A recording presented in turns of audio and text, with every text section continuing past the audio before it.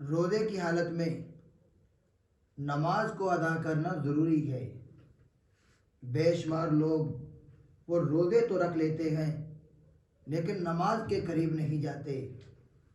ایک آدھی نماز پڑھتے ہیں اور وہ سمجھتے ہیں کہ شاید ہمارا روزہ مکمل ہو چکا ہے اور ہماری طرف سے جو فرائض ہیں وہ ادا ہو چکے ہیں۔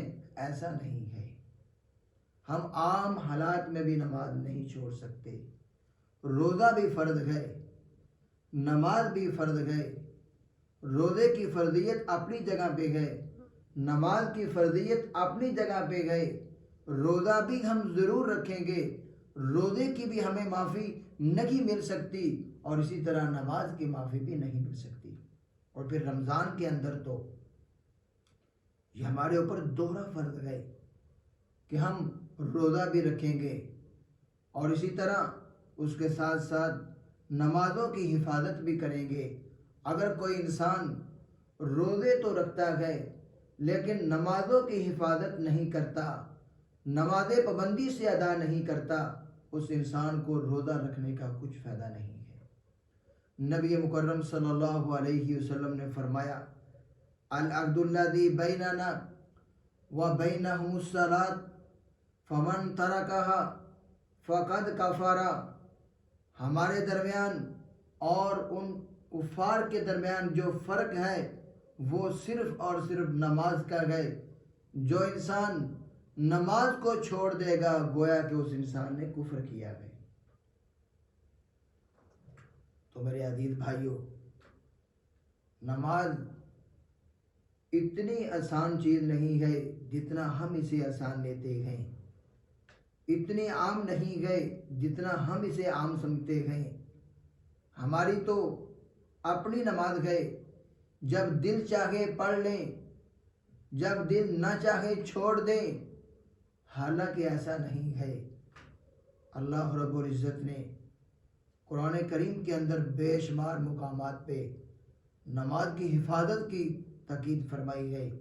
احادیث کے اندر نبی مکرم صلی اللہ علیہ وسلم نے نماز کی تاکید فرمائی ہے اور بے شمار احادیث کے اندر اس بات کی وضاحت ہے کہ جو انسان نماز نہیں پڑھے گا وہ انسان مسلمان نہیں ہے۔ اور حتیٰ کہ ایک حدیث کے اندر تو یہاں تک موجود ہے، امام الانبیاء علیہ السلام نے فرمایا کہ جو بھی کوئی انسان نماز ادا نہیں کرے گا کل قیامت والے دن اس صف کے اندر کھڑا ہو جائے گا جس صف کے اندر فرعون کھڑا ہوگا، جس صف کے اندر قارون کھڑا ہوگا، جس صف کے اندر حامان کھڑا ہوگا، جس صف کے اندر ابی بن خلف کھڑا ہوگا، یعنی جس صف کے اندر بڑے بڑے کافر کھڑے ہوں گے جنہوں نے رب ہونے کا دعویٰ کیا ہے، ایسی صف کے اندر، اسی صف کے اندر یہ بے نماز بھی کھڑا ہوگا،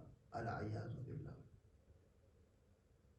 تو کتنی زیادہ اہمیت ہے نماز کی۔ ہم نماز کو عام نہیں لے سکتے۔ ہاں، اگر کسی انسان کی نماز کسی وجہ سے رہ جائے وہ اس کی قضائی دے سکتا ہے، وہ نماز کو جمع کر سکتا ہے، لیکن ہم نماز کو چھوڑ نہیں سکتے۔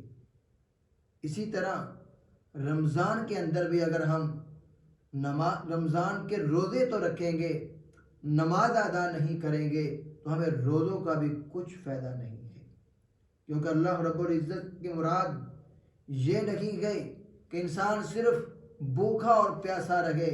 اللہ رب العزت کی مراد تو یہ ہے کہ انسان اس کی فرما برداری کرے، اس کا حکم مان کے برے کاموں سے رک جائے، بے حیائی سے رک جائے، اس کی نافرمانیوں سے رک جائے اور اچھے امور بجا لائے، اس کی فرما برداری کرے۔ جو انسان اس انداز سے روزہ رکھے گا اللہ رب العزت کو اس کا روزہ قبول